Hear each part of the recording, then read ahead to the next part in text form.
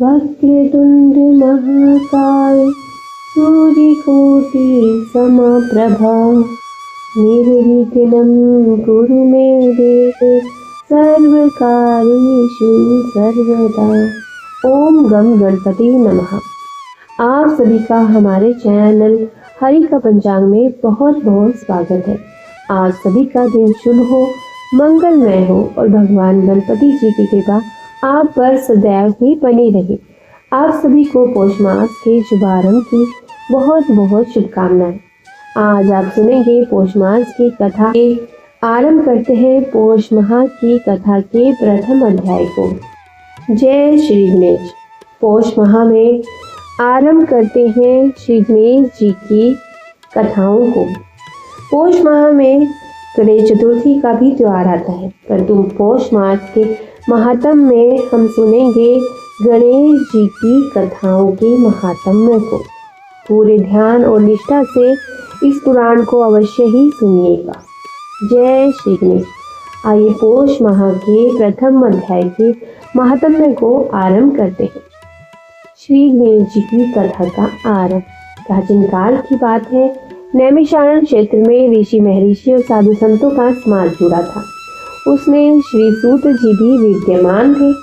शौनक जी ने उनकी सेवा में उपस्थित होकर निवेदन किया कि हे अज्ञान रूप घोर तिमिर को नष्ट करने में करोड़ों सूर्यों के समान प्रकाशवान श्री सूत जी हमारे कानों के लिए अमृत के समान जीवन प्रदान करने वाले कथा तत्व का वर्णन कीजिए। हे सूत जी, हमारे हृदयों में ज्ञान के प्रकाश की वृद्धि तथा भक्ति, वैराग्य और विवेक की उत्पत्ति जिस कथा से हो सकती हो वह हमारे प्रति कहने की कृपा कीजिए। शौनक जी की जिज्ञासा से श्री सूत जी बड़े प्रसन्न हुए। पुरातन इतिहासों के स्मरण से उनका शरीर पुलकायमान हो रहा था। वे कुछ देर उसी स्थिति में विराजमान रहकर कुछ विचार करते रहे और अंत में बोले, शौनक जी, इस विषय में आपके चित्त में बड़ी जिज्ञासा है। आप धन्य हैं जो सदैव ज्ञान की प्राप्ति में तत्पर रहते हुए विभिन्न पुराण कथाओं की जिज्ञासा रखते हैं। आज मैं आपको ज्ञान के परम स्रोत रूप श्री गणेश जी का जन्म कर्म रूप चरित्र सुनाऊंगा। गणेश जी से ही सभी ज्ञानों, सभी विद्याओं का उद्भव हुआ है। अब आप सावधान चित्त से विराजमान हो और श्री गणेश जी के ध्यान और नमस्कार पूर्वक उनका चरित्र श्रवण करें। नमस्तस्मै गणेशाय ब्रह्म विद्या प्रदायिनी येन अगस्त्य समः साक्षात विघ्न सागर शोषणे। कैसे हैं ये श्री गणेश जी जो सभी प्रकार की ब्रह्म विद्याओं को प्रदान करने वाले अर्थात ब्रह्मा के सगुण और निर्गुण स्वरूप पर प्रकाश डालने और जीव ब्रह्मा का अभेद प्रतिपादन करने वाली विद्याओं के दाता हैं। वे विघ्नों के समुद्रों को महर्षि अगस्त्य के समान शोषण करने में समर्थ हैं, इसीलिए उनका नाम विघ्न सागर शोषक के नाम से प्रसिद्ध है।